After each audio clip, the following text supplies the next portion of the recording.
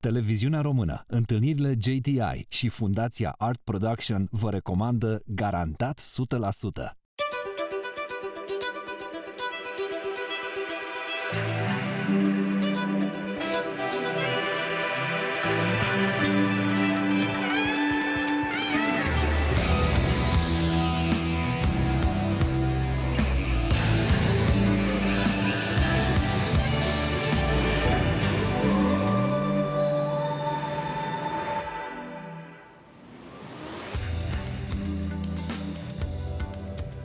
Salutare! Bine v-am regăsit la Garantat 100%.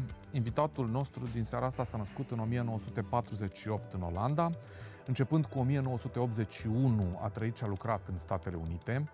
E primatolog și etolog cunoscut în întreaga lume. Cărțile sale, traduse în 15 limbi, abordează teme fundamentale precum moralitatea, cultura sau religia prin prisma comparației dintre oameni și primate. În prezent e profesor la Departamentul de Psihologie al Emory University și conduce centrul Living Links din cadrul Centrului Național pentru Studierea Primatelor din Atlanta. Este membru al Academiei de Științe din Statele Unite ale Americii și al Academiei Regale de Știință din Olanda. Anul trecut, la Garantat 100%, am discutat cu doamna Carmen Strungaru, traducătoarea unei cărți recente a invitatului nostru. Suntem îndeajuns de inteligenți pentru a înțelege inteligența animalelor? Un volum care a apărut la editura Humanitas în 2019. Iar acum ne bucurăm de un nou volum, unul excepțional, pe care acest mare cercetător îl oferă umanității. Mama, ultima îmbrățișare. Ce ne spun emoțiile animalelor despre noi înșine? Mulțumim editurii Humanitas și pentru mijlocirea întâlnirii de azi. Avem privilegiul de a-l avea invitat prin intermediul platformei Zoom din Statele Unite, de la Atlanta, pe unul dintre cei mai respectați oameni de știință din lume, profesorul Frans de Waal. Professor, good evening. Thank you so much for accepting this invitation. It's a huge privilege to have you here. Thank you. I'm glad to be there. I'll begin abruptly with a quotation from yourself. You say, in a completely unconscious way, we smell our hands after shaking hands with a person, especially one of the same gender, and we unconsciously obtain chemical information about the mood of our interlocutor.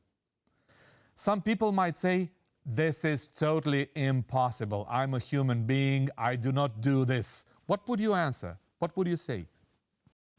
Well, we do lots of things unconsciously that are very similar to what other animals do. Animals sniff each other out also very often, of course.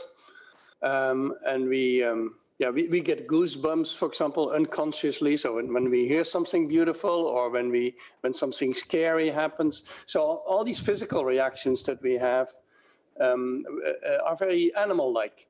And so we unconsciously, we don't always realize that. We do a lot of animal things, like making ourselves bigger if we want to intimidate somebody, or making ourselves smaller when we are intimidated or are ashamed of something. So all these reactions are very animal-like. Can you please explain in simple terms the difference in between feelings and emotions? Yeah, so I make this distinction between feeling and emotion because feelings are private states that I cannot know in animals. So I can see the emotions. The emotions are expressed in the body, in the physiology, in the heart rate, in the blood pressure, in your facial expressions, in your voice. So the emotions are measurable in animals and in humans. The feelings are in animals unknowable. In humans, I would say I also have a lot of trouble with feelings because you can describe your feelings to me and you can say, I was very sad at the funeral. I don't know if your sadness is the same as my sadness. I still don't know what your feeling is exactly. I have some sort of guess. But even with human feelings, I think we have to be careful because they are private states and they are basically unknowable. And so in animals, when we study the emotions in animals, I like to make that distinction. My assumption is that a chimpanzee, who is very similar to us in many ways, and also the brain is very similar, that a chimpanzee has similar feelings than we do. So that's my assumption, but that's not something I can officially know. Some of our viewers will say that feelings and emotions are exactly the same thing. What will you answer to that? That is because we talk about the emotions as if we talk about feelings. Because the part of our own emotions that we know best are the feeling states that come with them. And so for us, it's basically the same thing, even though I think we sometimes have emotions that we are not aware of and we only discover afterwards. I always hated that guy, so we have an emotion that we have been suppressing. That happens quite a bit. And that means also a feeling that we have been suppressing. So I don't think all the emotions come with feelings that we are conscious of. But yeah, in normal language for human consumption, so to speak, the two are interchangeable. Professor, you write that you prefer to work with beings that don't use language. But what do they use to communicate? Because they do communicate, don't they? Yeah, they communicate all the time. They communicate. The body language is very similar to our body language. The hand gestures of chimpanzees are very similar to our hand gestures. The facial expressions. There was a time where people said, well, of course, we humans, we have more muscles in the face, so because we have more subtle emotions and we need to communicate all these subtleties and nuances. And now we know from studies that have looked at the face of post-mortem of chimpanzees that they have exactly the same number of muscles in the face as we do. And so they're capable of communicating exactly the same sort of emotions that we communicate. So communication is very highly developed. The reason I say that I prefer to work with animals who don't talk is because I'm surrounded by psychologists who work with people.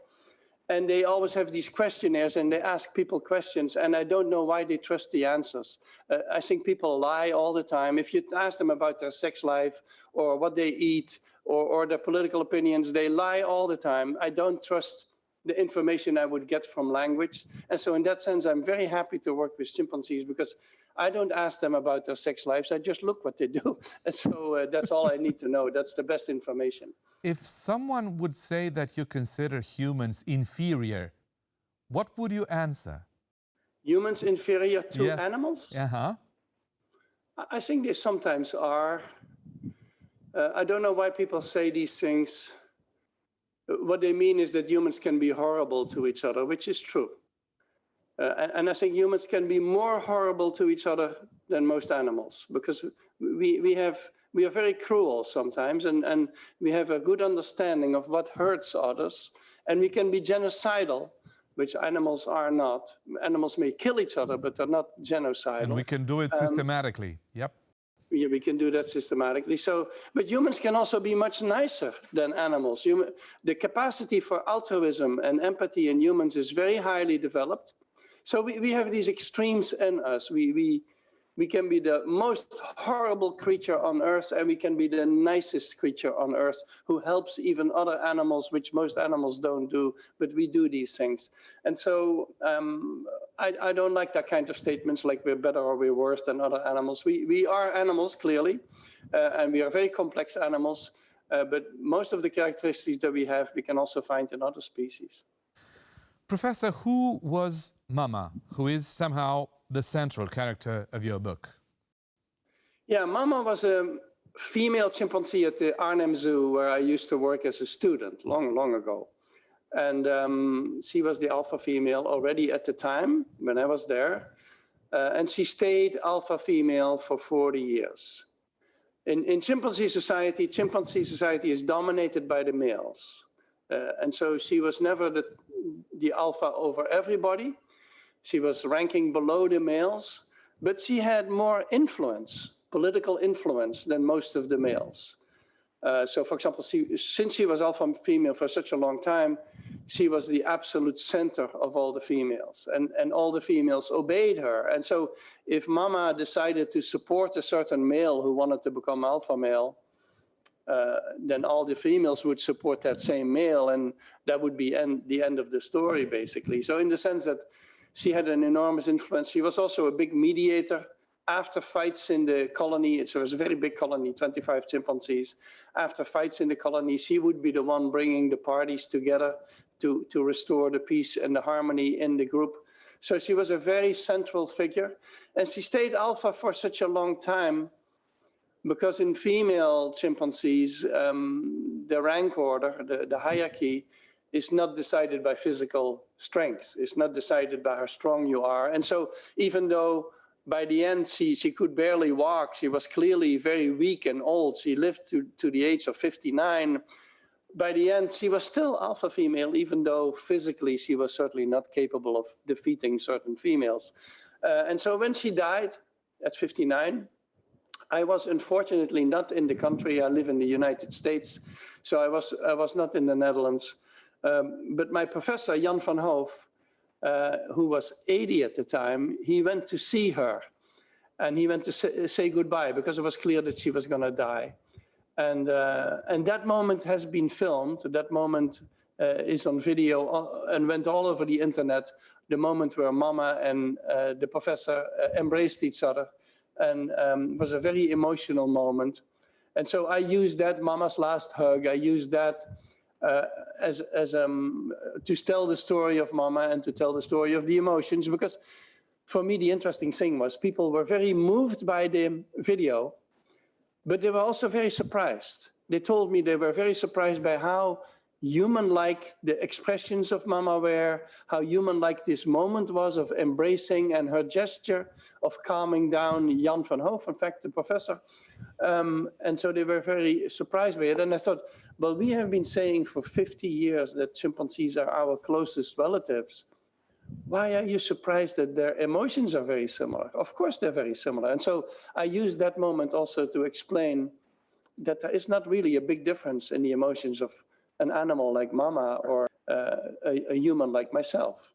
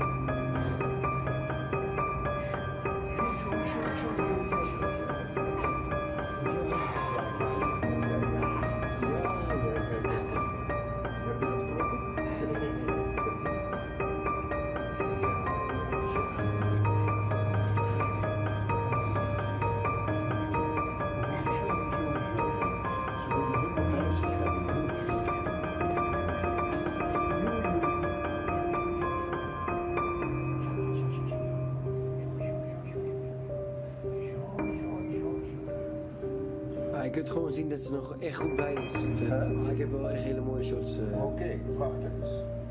En anders heb ik gewoon nog. Ja, heel mooi.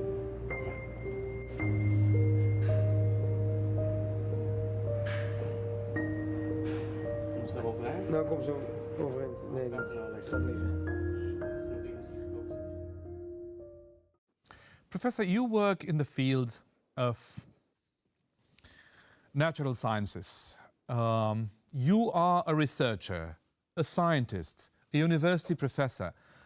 But when you are an individual, the person that you are, how can you define your emotional connection with Mama? Can you talk about that? Well, since I knew her for such a long time, and I highly respected her, she was a real impressive character.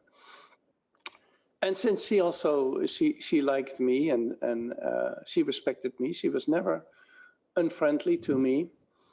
The thing is that I met her very often close up because she lived on an island where these 25 chimps lived, and I would never go between chimpanzees. They're much stronger than I am, and it's a very dangerous thing to do that. So I always kept my distance, but in the evening I would visit, because the chimpanzees would be in their night cages where they would sleep in the evening.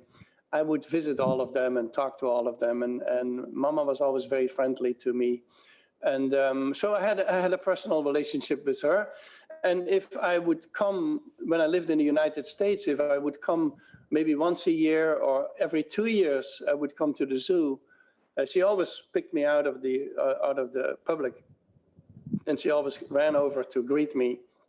So she had very good face recognition, like all the chimpanzees do, and she remembered me. So I had a personal relationship with her, and that's why also when she died, it was really a sad moment for everybody. And the chimpanzees were also very affected by it. The chimpanzees were silent for days. They don't, after the death of an important individual, they sometimes don't eat for days. So they're very affected by it. Professor, you talked about respect. You talked about political influence. Some of our viewers might ask, how can you use these two words when you talk about an ape? What would you answer? Well, political. I wrote early in my career a book called Chimpanzee Politics. Yep.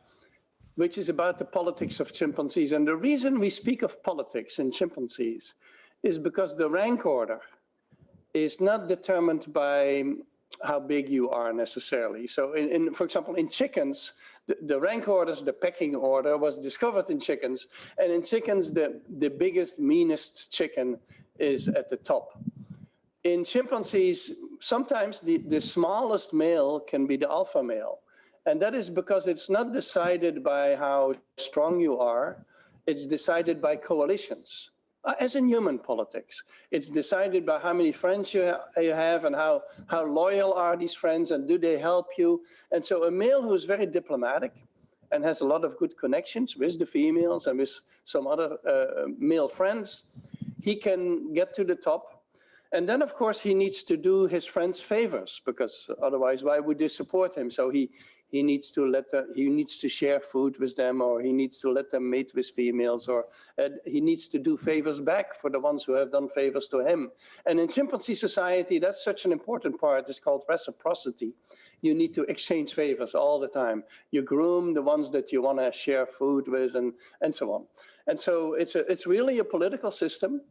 And also, it has another interesting parallel, is that if an alpha male is not a good alpha male, like he's a bully and he terrorizes everybody, and he's a terrible alpha male, then sometimes they get rid of him and they revolt, or they wait for the occasion that somebody challenges this male, and then they put all their support behind the challenger to get rid of the alpha male. And in the wild, we have now like a dozen cases in the field of chimpanzee males who have been killed. And so they are bad alpha males, and it's not just that they chase them off, they kill them.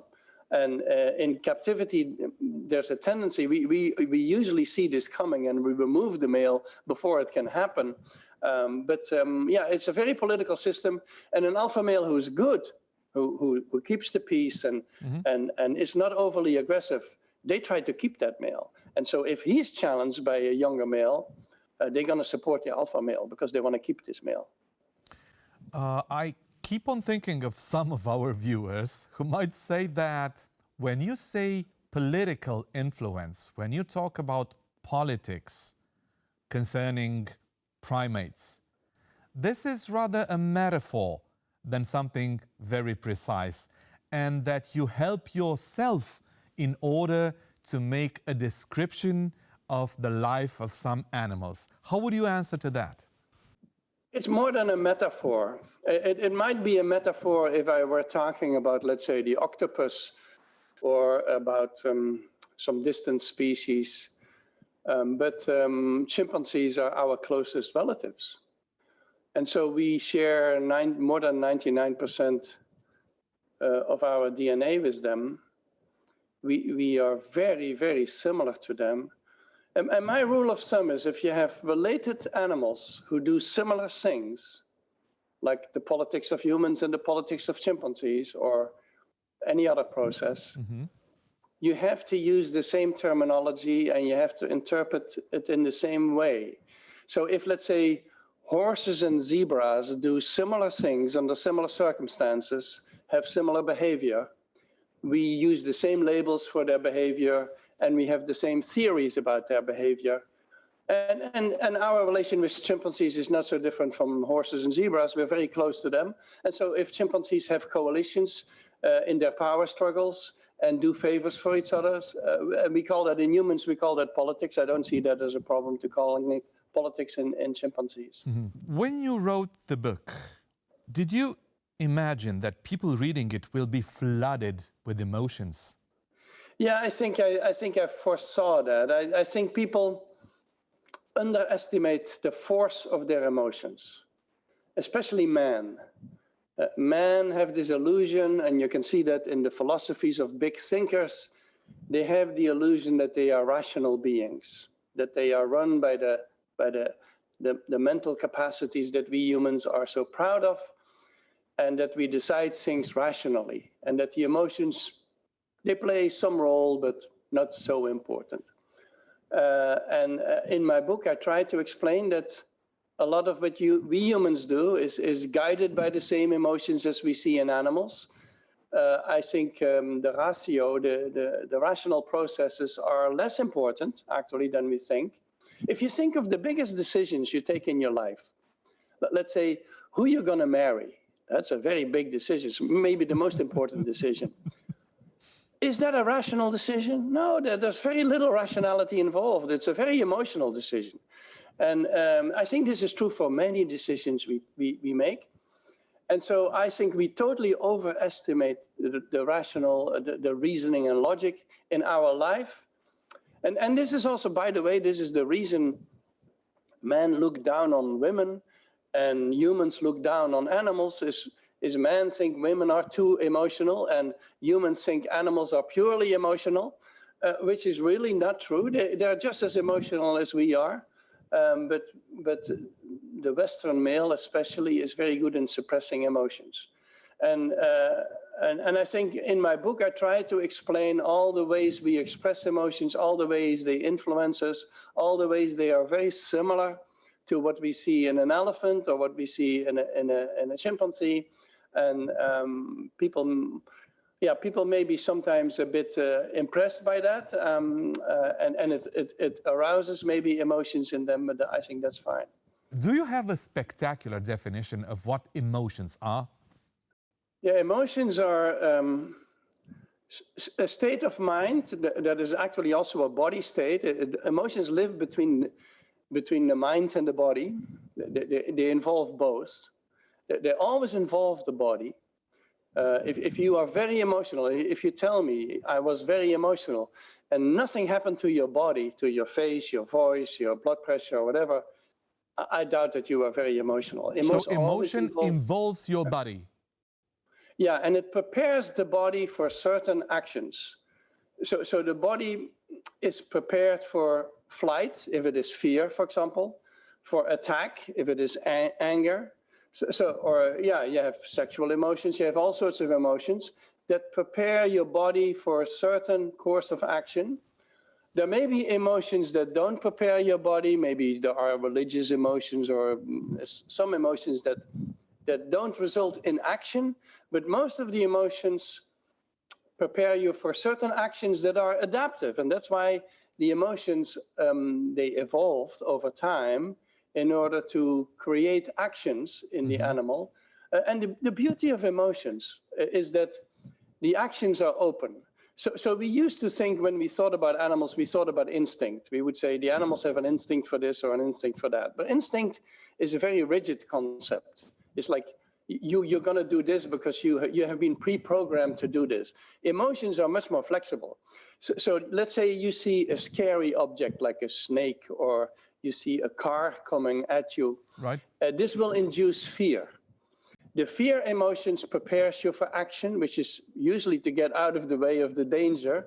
But maybe getting out of the way is not the best thing to do, or maybe there are different ways of doing things. So animals may freeze when they see something scary in order to not be detected by the predator, for example. They may escape up a tree.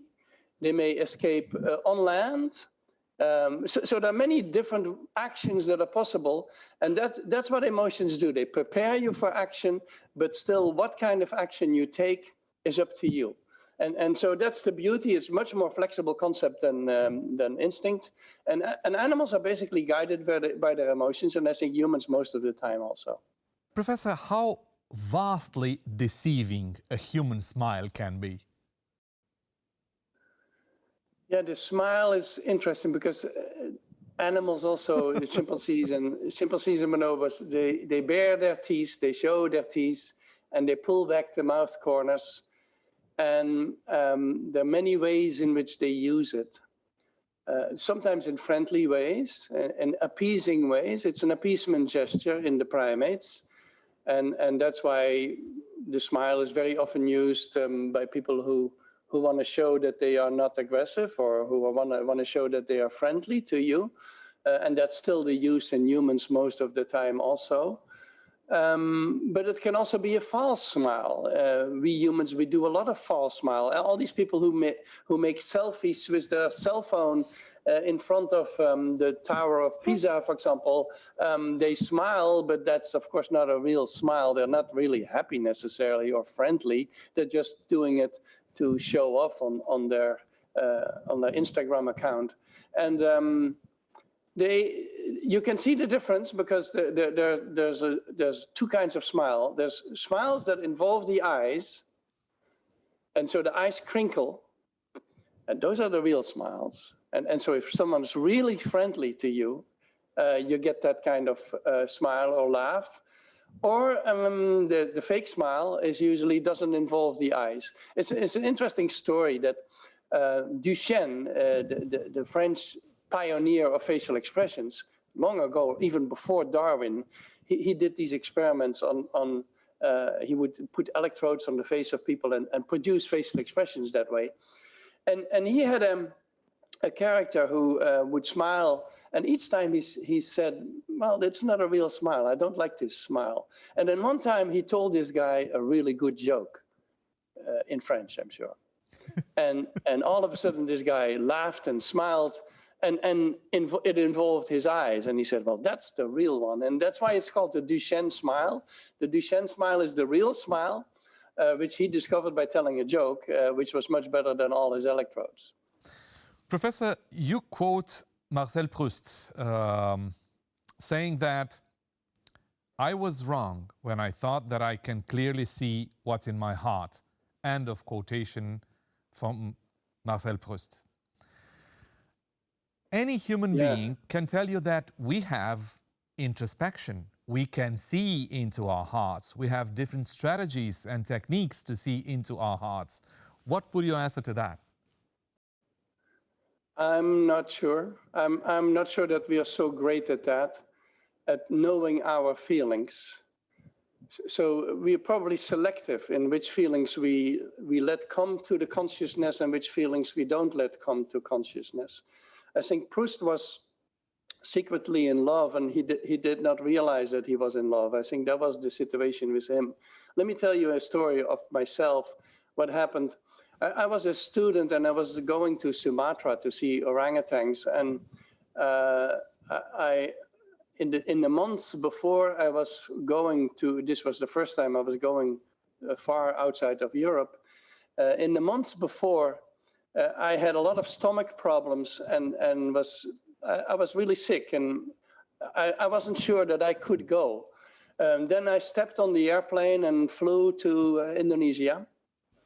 And when I got off the plane in Medan, in Sumatra, all these stomach problems disappeared somehow. It was completely over. and had a very good time. It was a wonderful time that I had in the forest to see the orangutans, and then I came back. And it's only much later that I realized this was the first time I stepped on an airplane, and probably I had been nervous for months about going on an airplane, and I had suppressed these feelings probably very strongly because it would interfere with my plan, which really I wanted to do.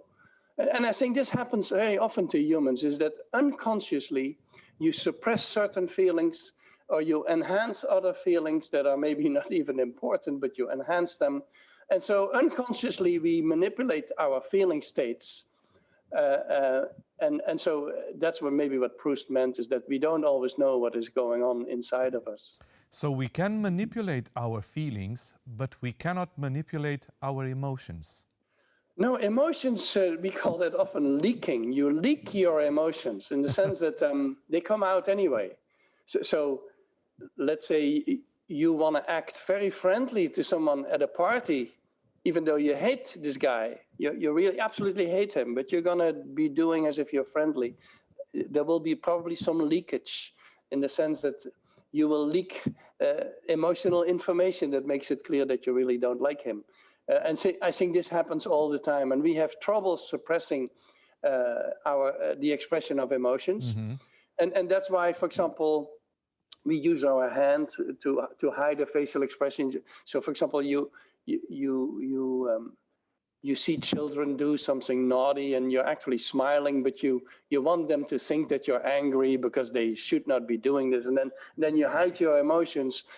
We do this all the time. And that is because we have more control over our hand than over our facial musculature. And in chimpanzees, I've seen this happen too. In chimpanzees, I've seen them hide emotions. So for example, you may have a female who tries to get even with another female, and she tries to invite this female with a very friendly face, and then she hides the mean expression that she has right before the attack, and so these kind of things happen. Deceptions, emotional deceptions happen in the primates too. Professor de Waal, please define what you understand by timeline emotions. Oh, emotions that relate to thinking forward and thinking backward. Backward would be nostalgia, maybe, or gratitude. You're grateful for something that happened. Revenge. And forward-looking emotions may be hope and expectation. And hope. There are many of these emotions. Like hope is an interesting one, is that they relate to the future, and are usually not recognized in animals. And people will say that because there is a theory that we share only six emotions, the six basic emotions, yep, with animals, and hope is certainly not part of that. Not even love is part of that, and gratitude is not part of that. And so these emotions that relate to looking forward and looking backward are usually not included. But let's say elephants in the desert where they have not been drinking water for days and days. And these elephants, they follow usually the oldest matriarch, the oldest female in the population, who starts walking. And she starts walking for miles and miles and miles, because she knows from her memory, elephant memory, she knows a place where there is maybe still some water left. And all these elephants follow her. And you're not going to tell me that there is not some hope and expectation involved when they follow a female like that. And we do have, of course, all sorts of evidence now for animals that they can think forward. We know that for the large-brained birds. We know it for chimpanzees. There are all these experiments of them thinking forward. And there must be hope involved as well. So, for example, let me give an example. At the Arnhem Zoo, they had at some point a drone flying over the enclosure of the chimpanzees. And the chimpanzees had seen this drone many times, and they didn't like the drone at all. They see birds all the time. They don't care about the birds, but the drone they didn't like. And one day, the chimpanzees collected, five chimpanzees collected big sticks and were sitting in a tree, waiting for the drone to come by. and they hit it and they knocked it down. And this was all filmed by the drone. It was very interesting footage that we got out of it. But there's clearly, if you have these expectations, the drone is going to come and we're going to hit the drone, there is expectation and hope involved, I think. And so I would always say that these timeline emotions are present in other species. We just don't usually recognize them. Professor, what about blushing? And I'm not asking this question about blushing because I want to emphasize the human superiority, but is blushing a human characteristic? Yeah, Darwin already noticed that blushing is special. And I don't know animals who blush. I know animals who have red faces, they do exist. But where blood going to your face and turning you red is an emotional reaction in humans, of course. And I don't know of any other primates who have that. And it's a very interesting phenomenon because it betrays things that we don't want to betray. The reason we don't like to blush is that we would prefer to stay neutral, so to speak. And actually, there are people who study blushing in humans. The best way to get people to blush is to tell them something, maybe something personal or whatever, and then say, oh, you're blushing. And then as soon as you say you're blushing, you make them very self-conscious, and then they start blushing. So it is an expression that we like to suppress, that we don't like in ourselves usually, but it comes up. And so it betrays feelings of embarrassment, usual, shame and embarrassment. It betrays these feelings that we don't want to betray. And so why do we humans have this, and why do other primates not have this? And my theory is that it is because honesty is something we think is very important in humans. And so if you're looking for a good friend and you have options available, you prefer people who show their emotions to you, who are very honest with you. That's the sort of people that we prefer. We don't like people who hide their emotions all the time. And so I think blushing figures in that kind of relationships. Talking about shame and embarrassment, please let me get back for a little while to politics, contemporary politics. And you give Donald Trump and the 2016 elections as examples of not only political contemporary times, but also of primatology. What made you do this? I noticed that in the US, some people were very upset. I had mentioned Trump in 2 pages of a big book. Yes. Because I'm not really focused on it, but some people got very upset. The reason is that for me, Trump, the way he came to power and the way he plays the power games is very chimp-like. It's very intimidating, insulting everyone. He has nicknames for everyone. So it's a very intimidation behavior, macho intimidation behavior. The way he runs the government, the way he acts as an alpha male, is not so chimp-like in the sense that, and I found that interesting to point that out, is that the really great leaders that I've known in chimpanzee society, they keep the group together, they restore the peace, they break up fights between others. They are very empathic in the sense that they help individuals who are distressed. And so these aspects of his leadership I don't see in Trump. So the power game part is very chimpanzee-like, but the leadership part is not very chimpanzee-like. And I wanted to point out the difference between the two. If we talk about that, can you please give a definition, a scientific definition of what we understand by an alpha male? Well, it's very simple. The alpha male is the top male, the top-ranking male, and the alpha female is the top-ranking female. And every group has an alpha male and an alpha female. Only one, never two.